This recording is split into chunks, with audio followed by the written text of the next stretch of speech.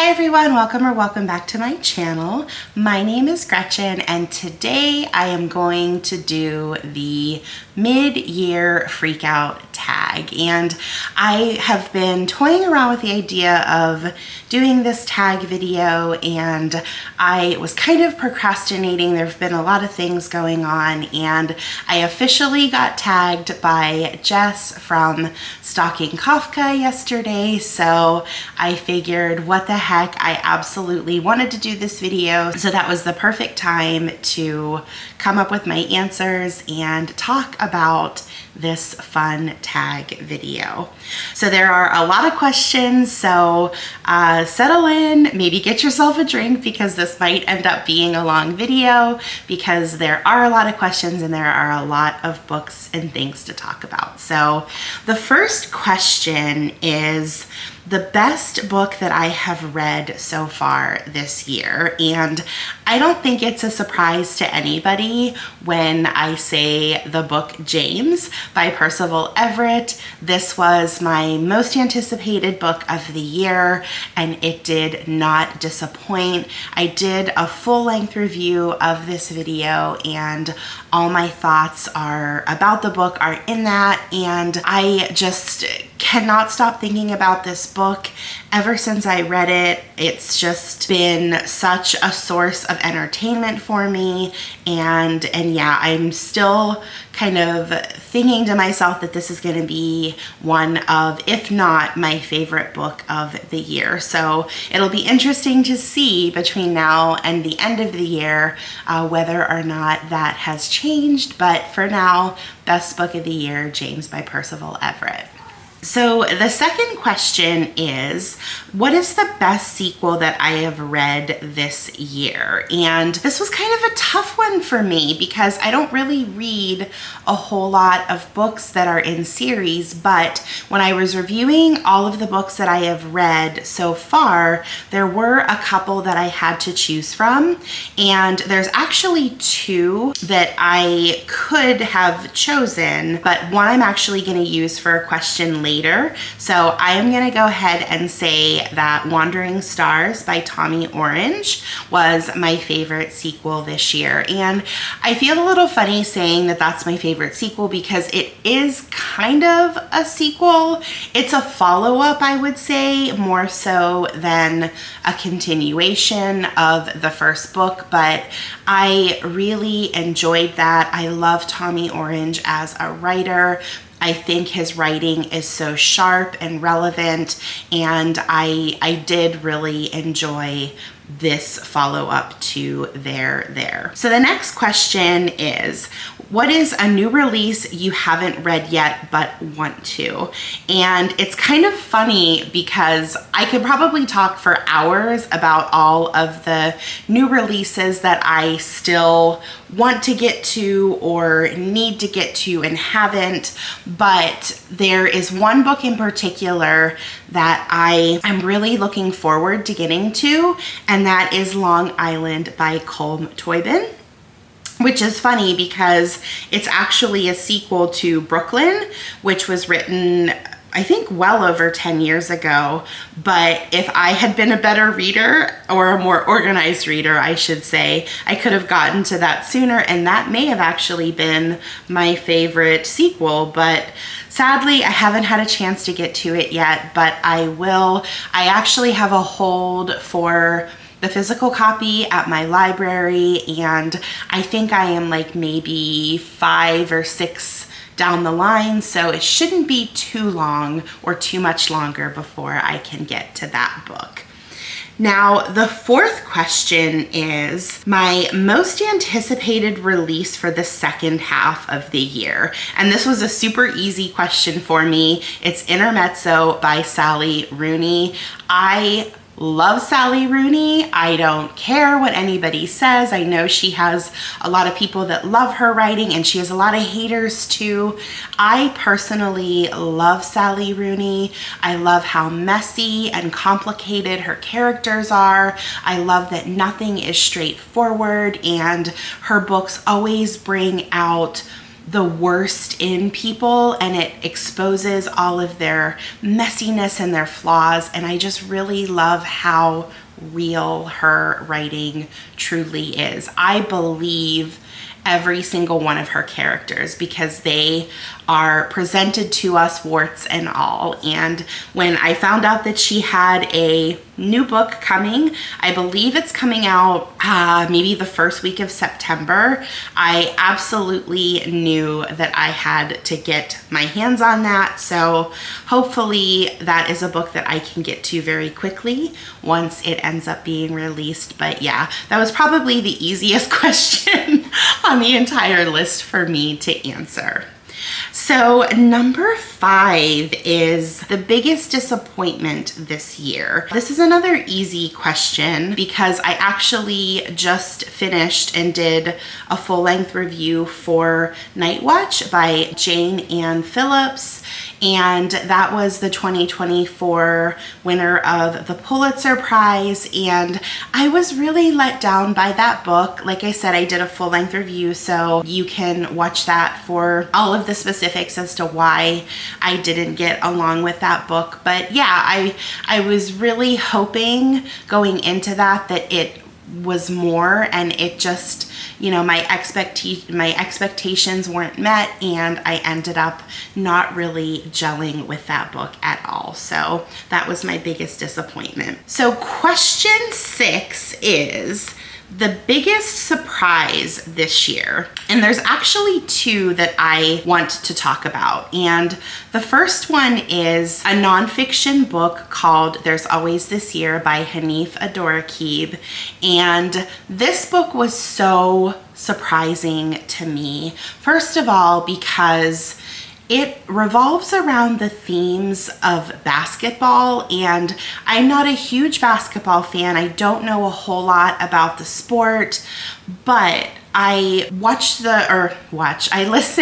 to the Book Riot podcast, and they so highly recommended this book, and I figured, what the heck, I trust them for the most part. I will give this book a chance, and I am so glad that I did. I absolutely loved that book. It was a collection of essays that, although the central themes all revolved around basketball, it wasn't about basketball. That was just kind of in the background, and it kind of brought the stories together. But these stories and these essays were so poignant and well done, and they were just so good, and I absolutely loved that collection. And it was very surprising for me to say that was a book that I loved, because I went into it thinking, oh, this is about basketball and it's going to be boring and I'm not going to understand what they're talking about, but it was such a pleasant surprise for me.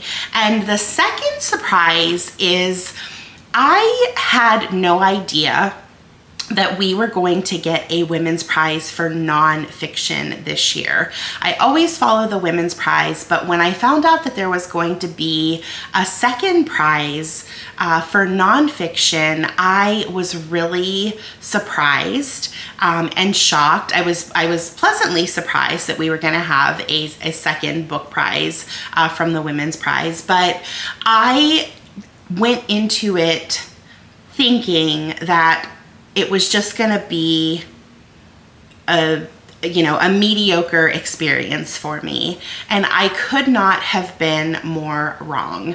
I absolutely loved my journey for the Women's Prize for Nonfiction this year. As a matter of fact, I think I actually enjoyed the nonfiction more than the fiction, if that makes, I know that sounds crazy, but I just really loved the introduction of that prize. I thought that they did a really good job with it, and I am really looking forward to seeing where this prize goes. It exposed me to books that I would never have thought to pick up, and I had so many 4.5, 5-star reads come from the nonfiction list.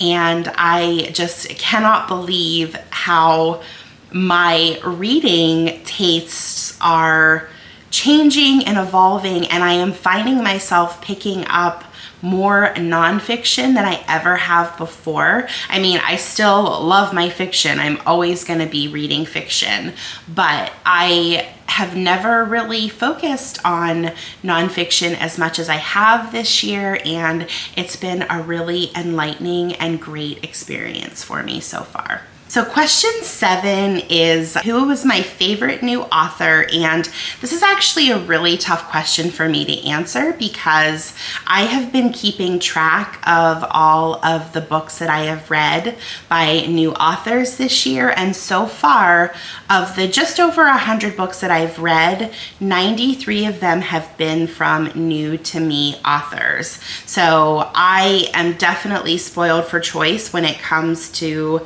picking who my favorite new author is, and I can't narrow it down to one, but I will say I absolutely am going to be picking up more from Hanifa Dorakib, like I just mentioned. I am going to be picking up more Thomas Hardy. I read my first E.M. Forster this year, and I know that there's a backlist that I need to tackle. I also read my first Claudia Pinheiro, and I loved her writing as well, and I know she has at least one, A Little Luck, as a backlist, and then she has one coming out soon. So there are so many good authors that I have had the pleasure of discovering this year. So that's a really tough one to narrow down. So I will give you multiple answers for that one. Then the next question is kind of a fun one, and it's question 8, which is my newest fictional crush. And this is tough because a lot of the books I read are not kind of swoon-worthy books where you're falling in love with a character. I struggle to think because I don't really read a whole lot of fantasy and romance books. I mean, I do from time to time, but not enough to have a whole bunch of options or choices to pick from. But I will say, and before you guys come for me, I fully recognize that my answer is toxic, and he is a very flawed man, and there are a lot of red flags with him, and I should not be crushing over this man, but there's just something about him, and that's Mr. Rochester from Jane Eyre. I just finished this book a couple days ago, and I know he has his faults, but there's just something dark and brooding and mysterious about him. And he's like that type of man where you see all of the red flags, but you feel like you can fix him. And of course, I know that in the book, he's kind of described as, you know, not very handsome. Like, there's nothing really striking about his appearance, but I keep going back to the fact that Michael Fassbender played him in one of the more recent adaptations, and as I was reading this, I just kept picturing Michael Fassbender, so that may be why I am crushing on Mr. Rochester, but who knows? I know it's toxic, but what are you gonna do? So moving on to number 9, it's who is your newest favorite character? And this is a question that I kind of had to think about for a second, whether or not the intention of it was to talk about a new character that you are in love with for all of the right reasons, or if this is a new character that you love to hate. And I'm gonna go with the latter and say I think my new favorite character in literature is Kathy Ames from East of Eden. Now, full disclosure, I have not finished this book. We're actually in the middle of reading this book for Jess over at Stalking Kafka, who I'm doing this tag for. She is hosting a read-along of this book, and I have to say that I am completely intrigued by the character of Kathy Ames. She is a trip. I'm actually speechless when it comes to how evil and black her soul is as a character and what she is capable of, but I just find her character so compulsively readable, and everything about her is shocking, and I am just so intrigued. Like, that is the only word that I can say. Like, I am intrigued and I am shocked at this character, and Steinbeck did such an amazing job with her. And yeah, I am really finding it hard to think of another specific character that I've read in a book so far this year that has impacted me as much as her. So I'm gonna go ahead and stick with my answer of Kathy. And number 10 is a book that made me cry. And I don't have my copy with me, but this was another recent read for me, and it is Brotherless Night by Vivi Ganashanathan. This book was so good. I absolutely loved it, and I fell in love with Sashi as a character, and there was a very poignant scene in this book that just had me bawling my eyes out. It was, I get like misty-eyed sometimes reading, but there are very few times where I am like full-blown sobbing, and Vivi got to me in this one. There are probably tear stains on those pages, and it was quite an emotional read for me, but it was definitely worth it. I would happily put myself through that emotional trauma again because the writing was just so beautiful. But yeah, that was definitely the tearjerker book for me so far this year. And then the next question is a book that made me happy. I would say The Guncle Abroad was a book that made me very happy.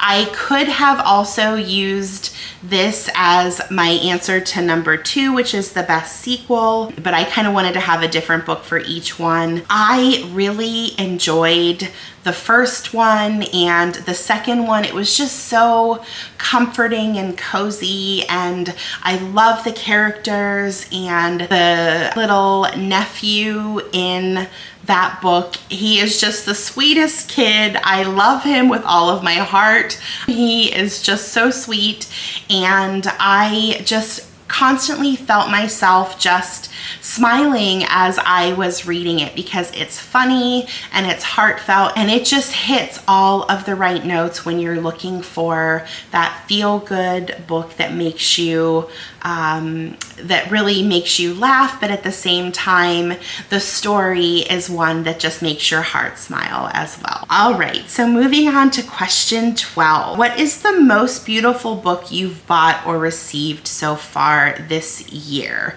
And I had to think a minute about this one. So there are a couple that I do want to talk about. So first and foremost, one of the books that was longlisted for the Women's Prize for Fiction was Kate Grenville's Restless Dolly Maunder, and I purchased this copy, and unfortunately it came to me damaged. There's like a little tear in the cover, but when I opened it and I saw these end pages, look at those end pages, they are gorgeous. I absolutely love this physical book. It is so pretty, and it was totally unexpected. I had no idea how pretty it was on the inside.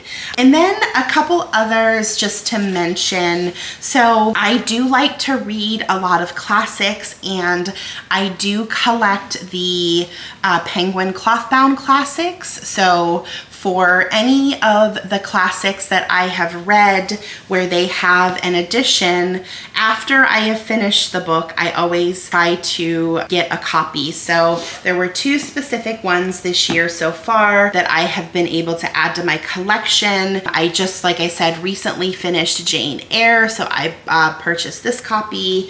And then I finished The Mayor of Casterbridge by Thomas Hardy. I love these editions for collectible purposes. They're not the easiest ones to read and follow along with, and actually if you handle them too much, like the paint actually starts to wear off and rub away. So these are truly aesthetic books for my collection, but I always make sure that they are books that I have actually read before I purchase them. And then the other ones, I had shown you my copy of East of Eden. There is a whole collection of these style of books from Penguin. There were, I believe, 12 of them, and they all kind of highlight greatness in American literature.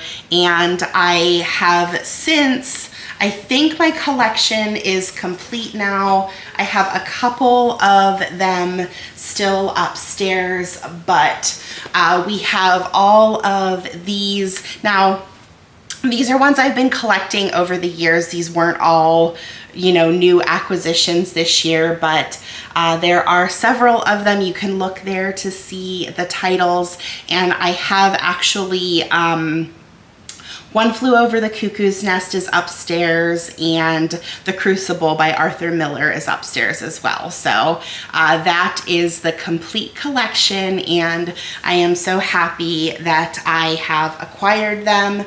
I just think that they're really fun copies. They are really well made. They have French flaps, which I love.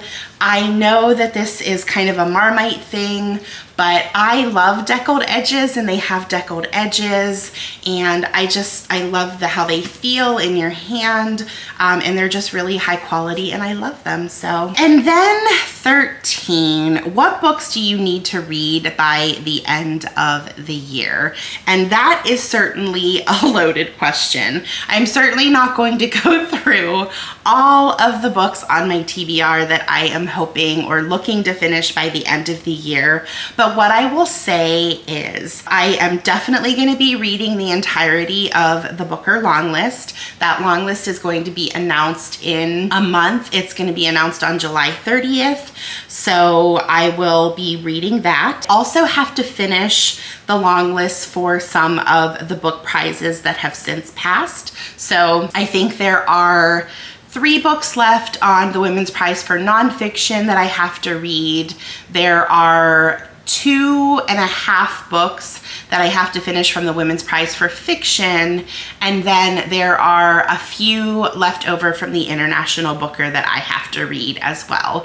And I will get to those. It's just that now that the prizes have kind of, you know, come and gone, I started prioritizing other things, and those are kind of just being interspersed throughout my reading as opposed to me prioritizing them or solely focusing on them. So by the end of the year, they should all be done. It just might take me a little longer, or maybe toward the end of the year, to get all of those finished. And then I am also participating in some reading challenges. So there will be prompts for Ben at Ben Reads Good, his reading challenge. And then I'm also following the prompts from the Savage reading challenge that Simon and Louise Savage are doing. So there are definitely books that I will need to get to by the end of the year. And then I also, if you remember at the beginning of the year, I challenged myself to the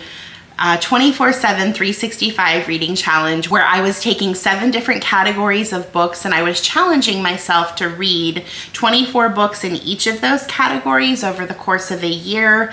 I have been keeping track of all of that. I am really doing good with that challenge. There are, I finished some of the prompts already. So just as a reminder, my challenges were to read 24 new to me authors, 24 nonfiction, 24 books by women, 24 LGBTQ plus authors, 24 BIPOC authors, 24 Booker backlist books, and 24 works in translation.